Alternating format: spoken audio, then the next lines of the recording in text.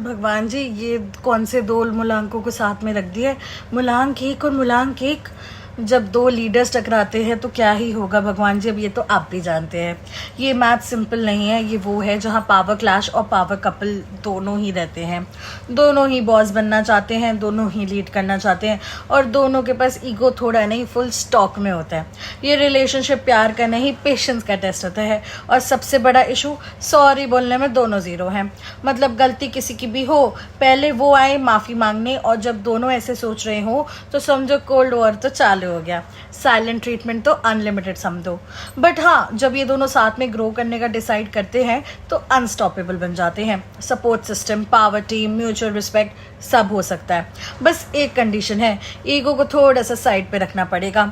तो हाँ, मूलांक एक और एक का कॉम्बिनेशन है तो बड़ा एक्सप्लोसिव, बट अगर हैंडल हो जाए सही से तो दुनिया की कोई फोर्स इन्हें तोड़ नहीं सकता।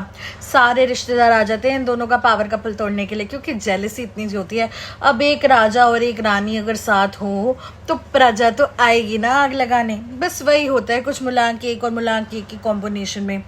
अब होता क्या है कि जब हम इन कॉम्बिनेशंस पे काम करते हैं तो दुनिया की पूरी फोर्स ताकत लगती है इनको अलग करने में। बिकॉज इतना पावर कपल अगर किसी के आगे खड़ा हो गया तो जेलसी भी तो खड़ी हो जाएगी। ये वो कॉम्बिनेशन है जिसे नज़र भी बहुत जल्दी लगती है। तो अगर आप दोनों ही मूलांक एक हो और अभी तक ब्रेकअप नहीं हुआ है तो कमेंट ज़रूर करना।